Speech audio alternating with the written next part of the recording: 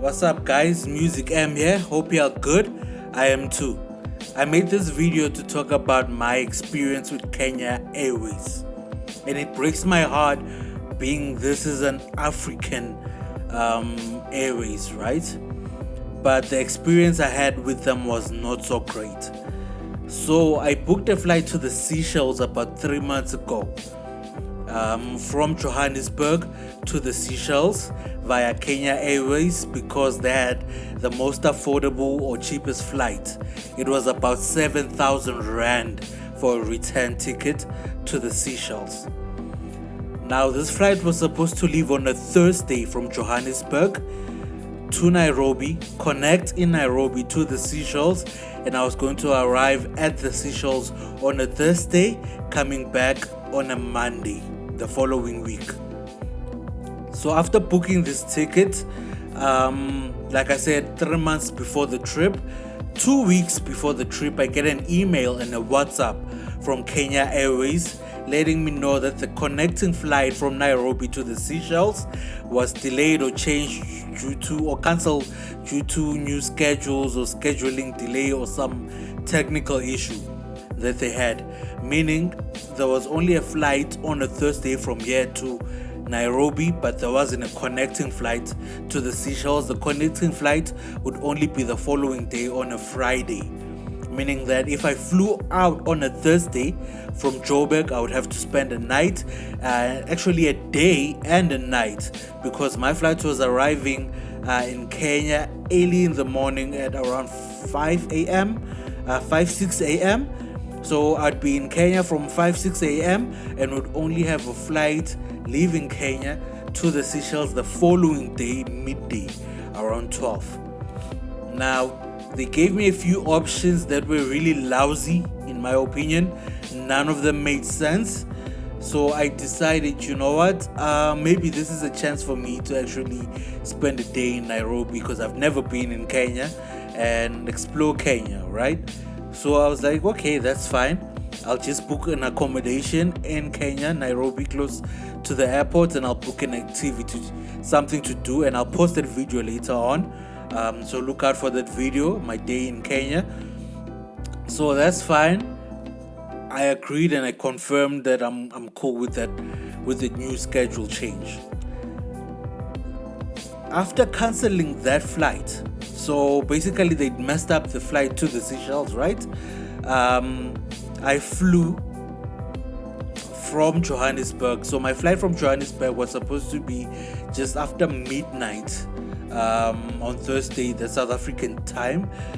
So it was basically early morning Thursday, so like 1 a.m. on a Thursday morning, right? The flight ended up leaving at around 2:30, so it was delayed by an hour and a half. From Johannesburg to Kenya, the flight was delayed by an hour and a half. I go to Kenya, that's fine. Chilled in Kenya, explored Kenya. Thursday afternoon, while in the Airbnb in Kenya, I get another WhatsApp or text message from Kenya Airways letting me know that now the Friday flight from Kenya to the Seychelles has also been affected as well. So that flight was now also going to be delayed by 3 hours, which I thought was ridiculous. So they'd already cancelled one flight, right? Now they're delaying the second flight by 3 hours. And I'd rented a car at the Seychelles to collect at a certain time, and me arriving 3 hours later would put me in a very red zone of missing my collection for the car that I'd rented. Luckily, I was able to communicate with the car rental company and they made a plan. But I ended up arriving at the Seychelles, not at the promised time, but I ended up arriving 3 hours late. So we were initially supposed to arrive at the Seychelles around 6 p.m, ended up arriving around between 8 and 9 p.m. at the Seychelles. Now, the video on the Seychelles is also coming. Had an interesting experience at the Seychelles, but I'll post that video as well, so look out for that as well. Now with the flight coming back on Monday, exact same thing happens again. A few hours before the flight, I get communication, or it was the night before the flight. So on a Sunday, I get communication again that the Monday flight from the Seychelles, also connecting via Nairobi to Johannesburg, has now been affected. And it's going to be delayed by, it was 3 hours, I believe, again, another 3 hours, 3 or 4 hours. No, it initially was 3 hours, and then they sent another message a few hours before the flight to say it's delayed by another 2 hours. So the flight was supposed to be at, I think the flight was supposed to be at around 5 p.m. if I'm not mistaken, but it ended up being around 8 p.m. Yes, from the Seychelles to Kenya. So now, because they delayed that flight from the Seychelles to Kenya, there was no way I could fly from the Seychelles to Nairobi and still catch my connecting flight to Joburg. Meaning now they had to move the connecting flight from Joburg, which was also going to be in that same Monday, to Tuesday morning. So basically I had 4 flights: Johannesburg to Nairobi, that's the first one; Nairobi to the Seychelles, second one; Seychelles to Nairobi, third one; Nairobi to Joburg, fourth one. And none of the flights were on time. All of them were cancelled, delayed.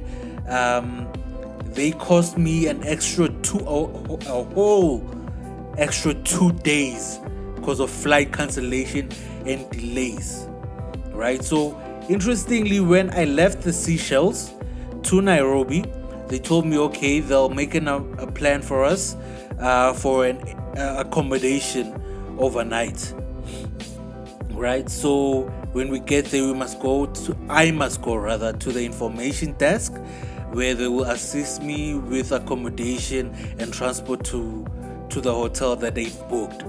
Now we landed in Nairobi at 11 p.m. So when we get to Nairobi at 11 p.m, I go to the information desk. There is a long line at the information desk. Now, I'm not sure if everybody there has the same problem I have.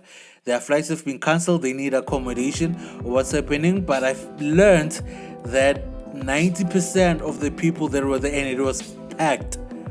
Okay, the information desk was packed.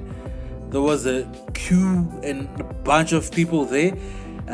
Turns out the airlines had lost their luggages. There was a bunch of people with lost luggages.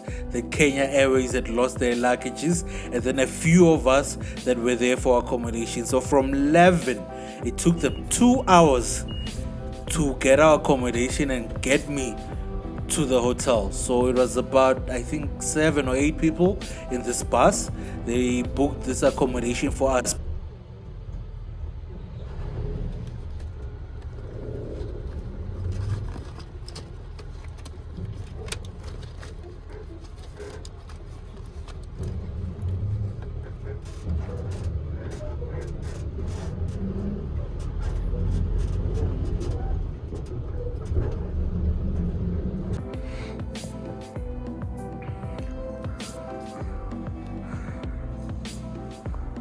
There's a 50-inch TV, AC remote, a tiny desk, a work desk, a chair, a telephone for your room service.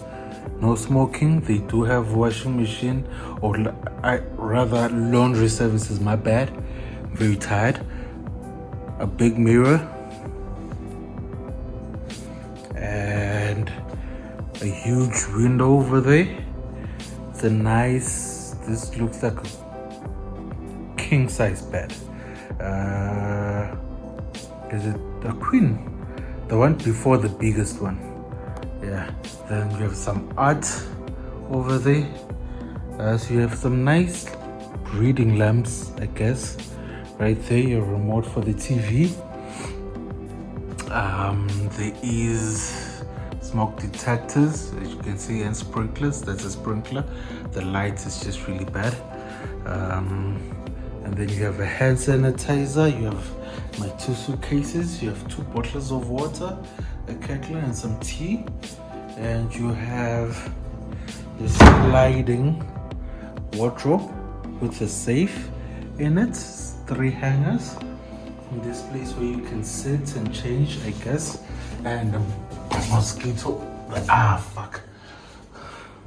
Sorry, my language. You have the lighting there. And this is the bathroom. A bin, a sink, a toilet, 2 towels, and a nice shower. And some more out there. So it's very basic, a typical hotel room. Yeah, it's just a typical hotel room.